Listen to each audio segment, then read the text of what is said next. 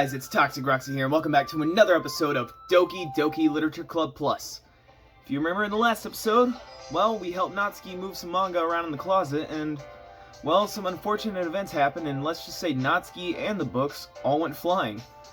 And last we left off, Natsuki was feeling a little upset, so we decided we were going to cheer her up by reading Parfait Girls with her. So we're going to see how that goes. We sit in the same spot as last time, and I open the second volume. Natsuki's mood quickly improves, laughing and pointing things out to me.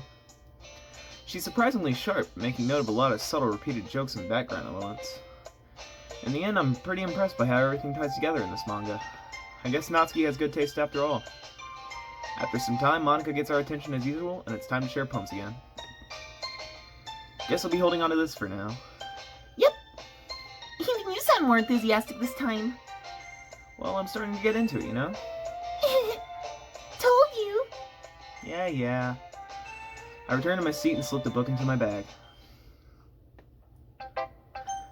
Alright, I think we're gonna start with main girl that we've been talking to a lot in this series, Natsuki. Oh, she seems upset. Natsuki reads my poem. She keeps glancing at me, then back at the poem. By now she must have read it more than once. Is it that bad? No, it's not. It's good. It's really good, okay? There, I said it. This wasn't supposed to happen at all. Why can't you just be bad at this? My poems are supposed to impress you, not the other way around. You're trying to impress me? Obviously, you think I'd let you enjoy Yuri's writing more than mine? Give me a break. Well, in that case, what's the problem with me trying to impress you? I'll tell you, you... Natsuki's face freezes, like she just realized something. You're trying to impress me? Natsuki vigorously scans her eyes over my poem once more time. Then the poem slips out of her hands and flutters to the floor. I have to use the bathroom. Red-faced, Natsuki quickly runs out of the room. Hey, Toxrox? Did you do something to Natsuki? I just saw her rush out like that. You didn't do anything terrible, did you? No. I just told her that...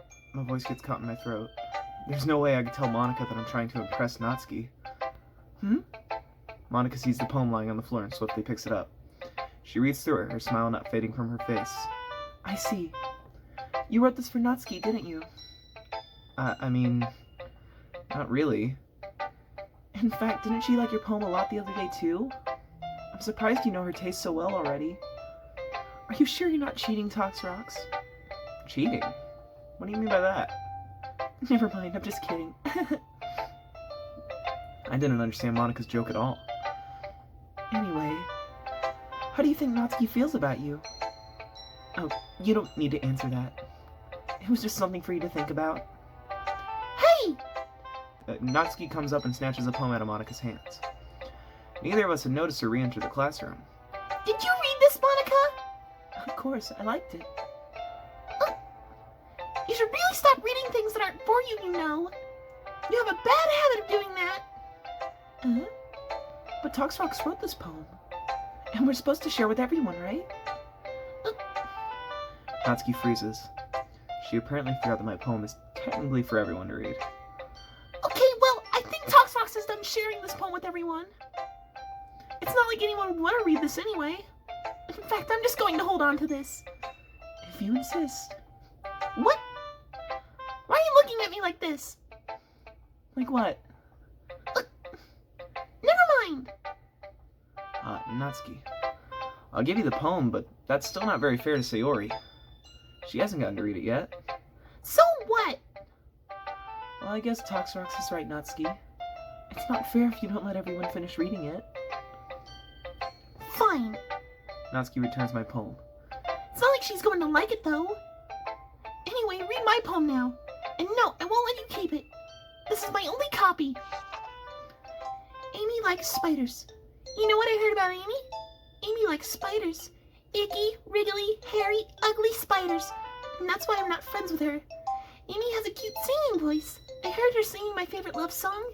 Every time she sang the chorus, my heart would pound to the rhythm of the words. But she likes spiders, and that's why I'm not friends with her. One time I hurt my leg really bad, Amy helped me up and took me to the nurse. I tried not to let her touch me. She likes spiders, so her hands are probably gross. That's why I'm not friends with her. Amy has a lot of friends. I always see her talking to people. She probably talks about spiders. What if her friends start to like spiders too? That's why I'm not friends with her. It doesn't matter if she has other hobbies. It doesn't matter if she keeps it private. It doesn't matter if it doesn't hurt people. It's gross. She's gross. The world would be better off without spider lovers. And I'm gonna tell everyone. Not bad, right? Quite a bit longer than yesterday's. Yesterday's was way too short. I was just warming up. I hope you didn't think that was the best I could do. No, of course not. Anyway, the message is pretty straightforward in this poem. I doubt I have to explain it. Sometimes you can explain complicated issues with much simpler analogies. So is this supposed to be like how you shouldn't judge other people for like their hobbies and interests? And it helps people realize how stupid they're being. That sounds about right, actually. Like, anyone would agree that the subject of this poem is an ignorant jerk. Do you know people like that? Of course, it's about how everyone thinks fine. That doesn't matter, it can be about anything. I wrote it to be easy to relate to. Everyone has some kind of weird hobby or a guilty pleasure. Something that you're afraid if people find out they make fun of you or think less of you. But that just makes people stupid. Who cares what someone likes as long as they're not hurting anyone and it makes them happy? I think people really need to learn to respect others for liking weird things. Well, you're definitely right. At least I can relate to that. I'm sure a lot of other people can too. You know, I'm glad that you appreciate this kind of writing. I mean, I know I was talking about that yesterday, but I've been enjoying sharing my writing with you, so consider yourself lucky, okay?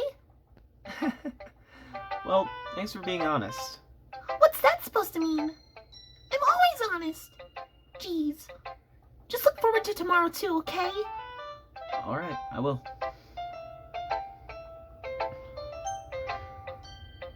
I love that xylophone. I don't know why. It's just so good. Speaking of Sayori haven't seen this poem. Okay, we're gonna, yeah. Oh, the surprise face. Okay.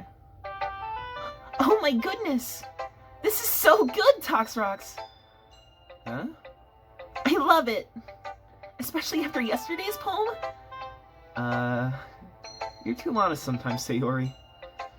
No, but really, I want to put this on my wall. Can I? Sayori, I already promised Natsuki I'd give it to her. You must be seriously overreacting. I'm not a good writer at all. I honestly have no idea what I'm doing. Well, maybe that's why. Because I have no idea what I like either. Jeez. I'm sure Yuri's opinion has to be a little more constructive than this. Maybe even Natsuki's. We've heard Natsuki's opinion. All we know is that she likes it. Are you sure you don't just like it because I wrote it? Well, I'm sure that's part of it. I think I understand you better than a lot of people you know. So when I read your poem, it's not just a poem, it's a Toxrox poem. And that makes it feel extra special.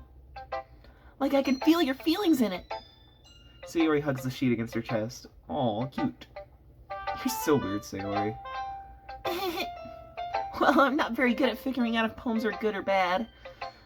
But that's why I just go by heart. If it makes me feel things, then it must be a good poem. I'm not sure that's exactly how it works. Then again, I guess conveying feelings is a pretty important part of this whole thing. Yeah, maybe. Honestly, I don't even know what kind of writing you like in the first place. Yeah, me neither. Why don't you at least try giving it some thought? Oh, you want to write something for me? That's so sweet. Yeah, right. But you're always thinking about other people. You need to think about yourself once in a while. If you don't, you might end up getting hurt at some point. Huh? Well, I don't really know what you mean, but I'll try to keep it in mind.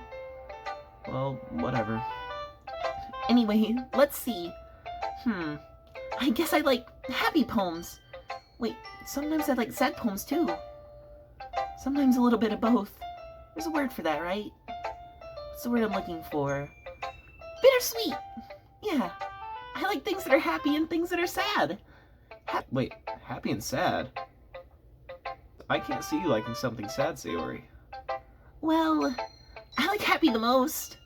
But sometimes when you have a little rain cloud in your head, a sad poem can help give the rain cloud a little hug and make a nice happy rainbow. Sayori, that's unexpectedly poetic. It is? Maybe I'm getting better at expressing my feelings after all. Thanks, Tox Rocks. I should go write that down then. You can read my poem now, okay? Bottles. I pop off my scalp like the lid of a cookie jar. It's a secret place where I keep all my dreams. Little balls of sunshine all rubbing together like a bundle of kittens. I reach inside with my thumb and forefinger and pluck one out. It's warm and tingly. But there's no time to waste. I put it in a bottle to keep it safe, and I put the bottle on the shelf with all the other bottles. Happy thoughts, happy thoughts, happy thoughts in a bottle all in a row. My collection makes me lots of friends. Each bottle is starlight to make amends. Sometimes my friend feels a certain way. Down comes a bottle to save the day. Night after night, more dreams. Friend after friend, more bottles. Deeper and deeper my fingers go, like exploring a dark cave, discovering the secrets hiding in the nooks and crannies. Digging and digging, scraping and scraping. I blow dust off my bottle caps. It doesn't feel like time elapsed. My empty shelf could use some more. My friends look through my locked front door. Finally, all done, I open up and in come my friends. And they come in such a hurry. Do they want my bottles that much? I frantically pull them from the shelf, one after the other, holding them out to each and every friend. But every time I let one go, it shatters against the tile between my feet. Happy thoughts, happy thoughts, happy thoughts, and shards all over the floor. They were supposed to be for my friends, but my friends who aren't smiling. They're all shouting, pleading, something, but all I hear is echo, echo, echo, echo, inside my head. Holy crap. Sayori, did you really write this? Of course I did! Didn't I tell you yesterday I was gonna write the best poem ever? Yeah, but, I mean, I didn't expect something like this coming from you. Monica taught me a whole lot. And I've been really in touch with my feelings recently. I see that. It's almost kind of creepy. Creepy? Well, not exactly. Maybe because I'm so used to you being so cheerful. Well, never mind. I'm thinking too hard about it. The point is, it came out good, so you should be proud of it. Aw, thanks. I feel like I was meant to express myself this way. It even helps me understand my own feelings a little bit better. Writing is like magic. You've gotten pretty passionate about this, huh? Hope you keep it up. Yeah, writing's the best. I'm gonna keep writing until I die. Don't get ahead of yourself. Sayori's always had a habit of getting obsessed with something before dropping it no more than a week later. Wonder if this is one of those times. But seeing the passion in her eyes makes it hard for me to be pessimistic. Who should I show my poem to next? Hi again, Tox Rocks. That was kind of silly with Natsuki earlier, wasn't it? I'm glad the two of you have been getting along so well. That's one way of putting it. Anyway, I already read your poem, but you can go ahead and read mine now. I like the way this one turned out, so I hope you do too. Save me. The colors, they won't stop. Bright, beautiful colors. Flashing, expanding, piercing. Red, green, blue. We're on the RGB scale? An endless cacophony of meaningless noise. Noise, it won't stop. Violent, grating waveforms. Squeaking, screeching, piercing. Sine, cosine, tangent. Like playing a chalkboard on a turntable. Like playing a vinyl on a pizza crust. An endless poem of meaningless. Load me. Wait. Save me? Load. You're talking about the game? Should I save? Should I save the game? It's even more abstract than your last one, huh? I guess it's just the way I write. Sorry if you don't like it. No, I never said that. It's just the kind of thing I've never really seen before, I guess. I kind of like playing with my space on the paper. Choosing where and how to space your words can totally change the mood of a poem. It's almost like magic. The way I wrote the lines really short makes it feel like they're trying to speak over the noise. I see. Still hard for me to tell what it's about, though. Sometimes asking what a poem is about isn't the right question.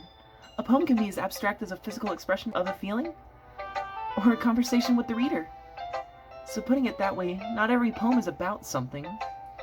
Anyway, here's Monica's writing tip of the day. Sometimes you'll find yourself facing a difficult decision. when that happens, don't forget to save your game. You never know when you might change your mind.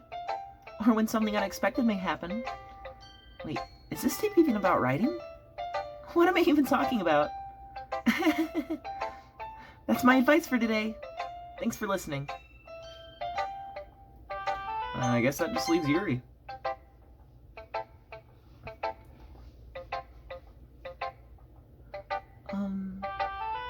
Are you still mad at me? Huh?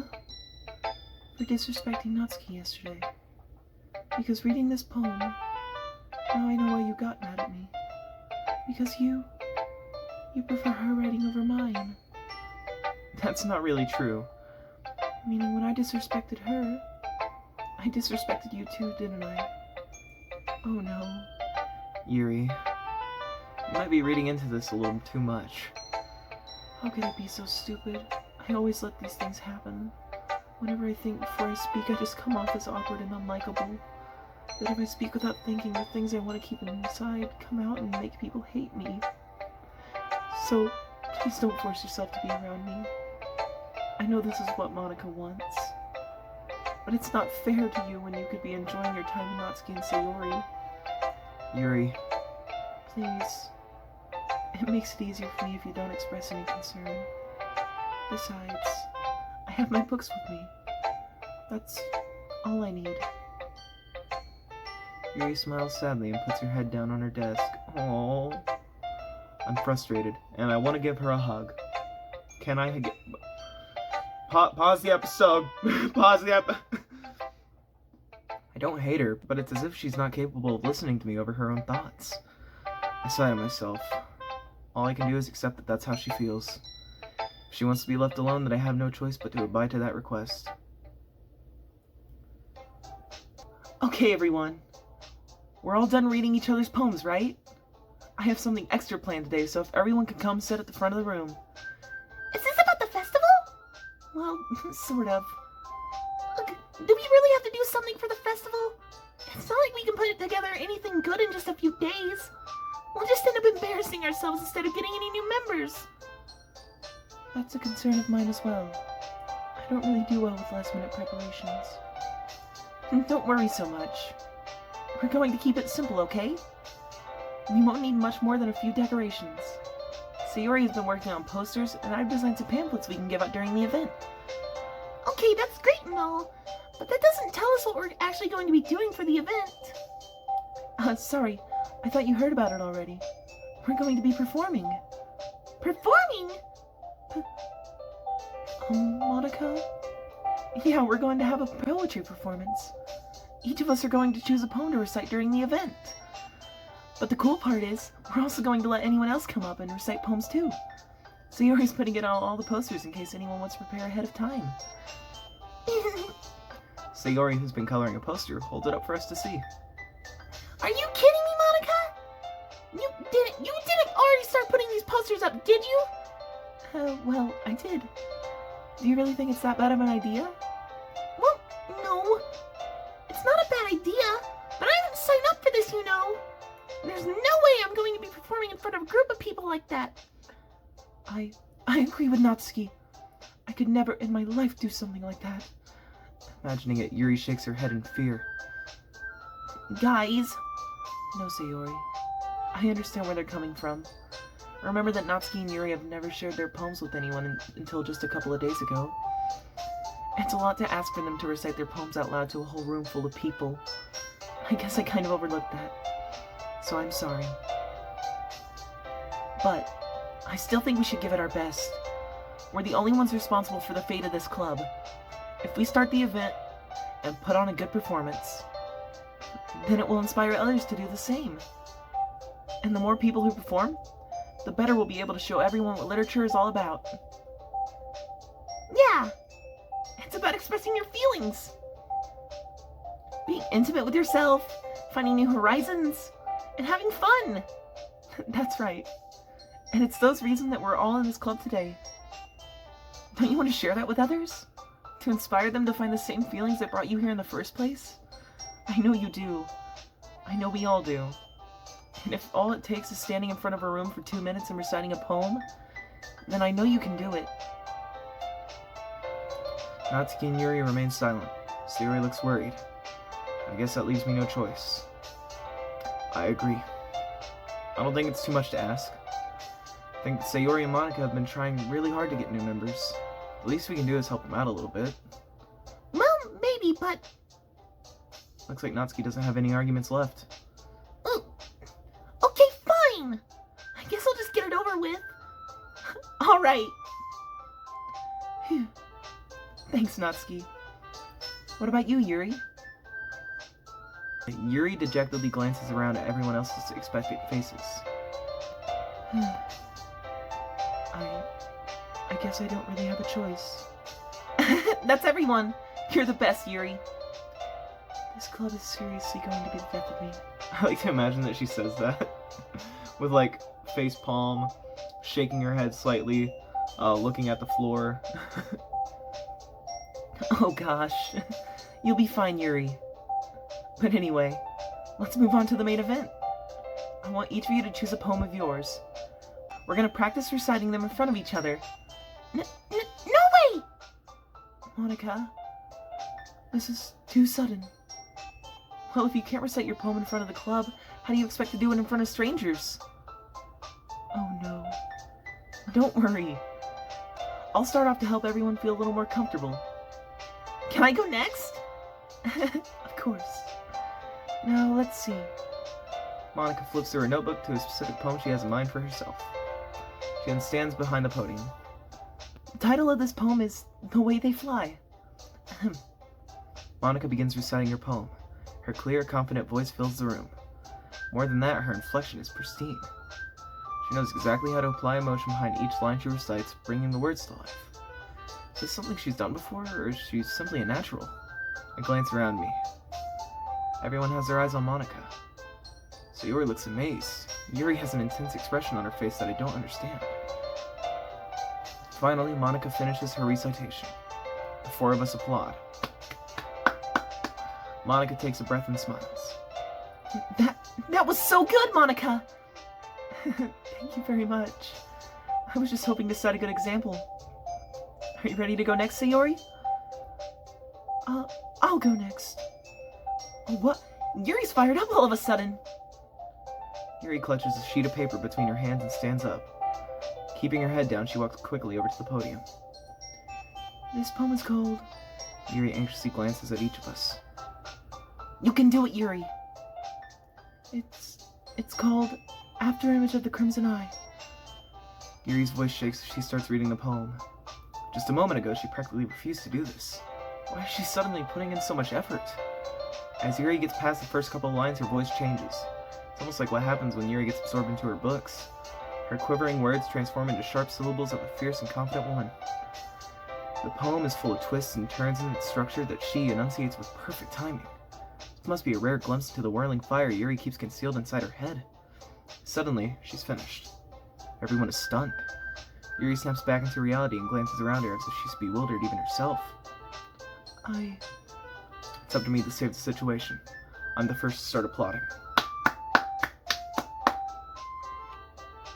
Everyone joins me afterward, and we give Yuri the recognition she deserves. It's not that we didn't want to applaud for her, but we were caught so off guard that we must have forgotten. As we applaud, Yuri holds the poem to her chest and rushes back into her seat. Yuri, that was really good.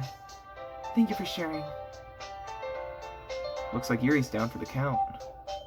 Okay, I guess I'm next then. Sayori hops out of her chair and cheerfully walks to the podium.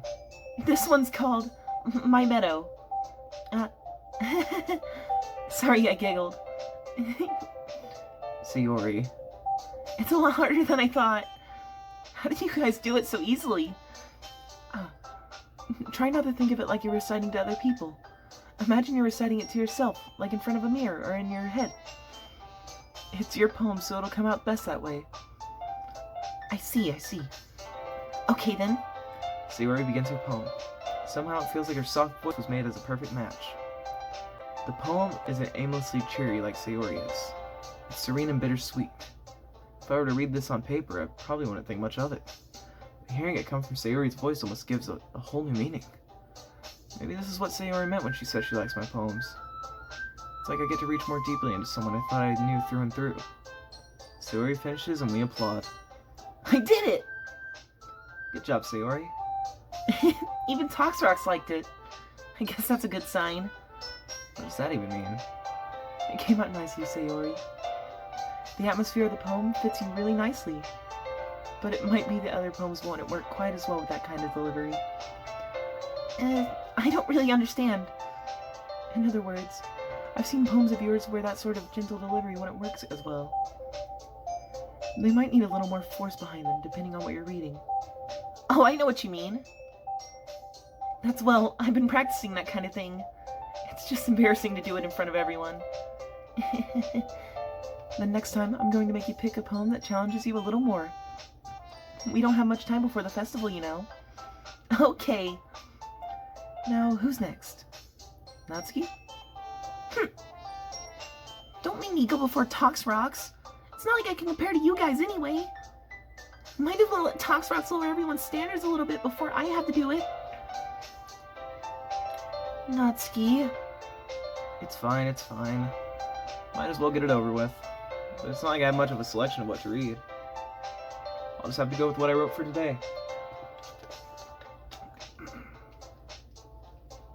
I stand up and step in front of the podium.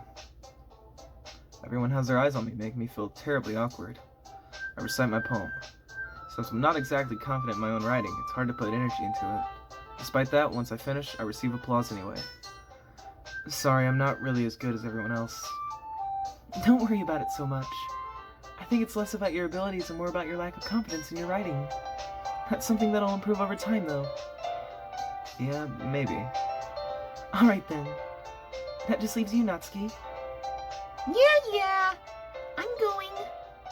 Natsuki begrudgingly gets out of her seat and makes her way to the podium. This poem is called... It's called... Why are you all looking at me? Because you're presenting. Anyway, the poem is called Jump. Natsuki takes a breath. When she starts reciting her poem, her sour attitude disappears a little. While she's still a little unenthused, her poem has a rhythm and rhyme to it. It's Natsuki's trademark style, and it works surprisingly well when spoken aloud. The words feel like they bounce up and down, as if giving life to the poem. Natsuki finishes and everyone applauds. She hops back to her seat. That wasn't so bad, was it? Easy for you to say. You better not make me do that again. Oh well. Do you at least feel prepared enough to recite a poem in front of other people? I mean, doing it in front of other people will be way easier. I can put on whatever face I want for other people. But when it's just my friends, it's just embarrassing. That's a surprise, Natsuki. I think it would be the other way around for me. Well, that's just how it is, so... Well, I guess in that case, you won't have much to worry about for the festival. That said, I want to thank everyone for coming through. It might be hard, but I hope that you all have an idea of what it's like now. Make sure you pick a poem and get enough practice before the festival, okay? I'll be making pamphlets, so let me know ahead of time what you'll be reciting. Jeez. I should probably find some other poem to recite then. And that's fine too. It doesn't have to be your own. I'm already pleasantly surprised that you're putting in all this effort for the club. It makes me really happy. Yeah, no problem. Okay, everyone. I think that's about it for today. I know the festival is coming up, but let's try to write poems for tomorrow as well. It's been working out really nicely so far, so I'd like to continue that. As for the festival, we'll finish planning tomorrow and we'll have the weekend to prepare. Monday's the big day. I can't wait. I can do this. I can do this. Alright. I stand up. There's no way I'll be able to find the same enthusiasm as Sayori and Monica, but I'll do my best to get through it. If it's for the sake of the club, and impressing Monica, then I'll have to do my best. Ready to go, Sayori? Yep. Look at you two always going home together like that. It's kind of adorable, isn't it? Jeez, guys. Don't make such a big deal out of it. It must be a little nice, though. Well... how am I supposed to respond to that? It's okay, Toxrox. You don't have to say it. Whatever, let's go already. I walk home with Sayori once more. Even though it's only been a few days, a lot of things have already changed. But today, Sayori's being a little quieter than usual on the way home. Hey, Sayori? Sorry, I was spacing out. No wonder. I was thinking about something from earlier. I like how we get to... I mean... Sorry, fumbles with her words. So, let's just say one day Natsuki asked to walk home with you. Huh? What would you do? What kind of question is that? Kind of putting me on the spot here. Well...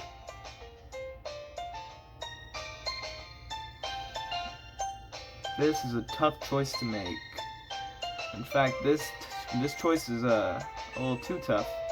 But I think we're gonna leave this episode here. Yeah, I know it's a little bit of a rough spot to leave it at. But I have other things to do today, so this episode's gonna be kind of short. But anyway, I'd like to thank you all guys so much for watching. If you liked the video, please hit that like button. Hit subscribe if you want to stick around to see more, and hit that notification bell to see when I post next. So anyways, I'll see you guys in the next one. And remember, rock on!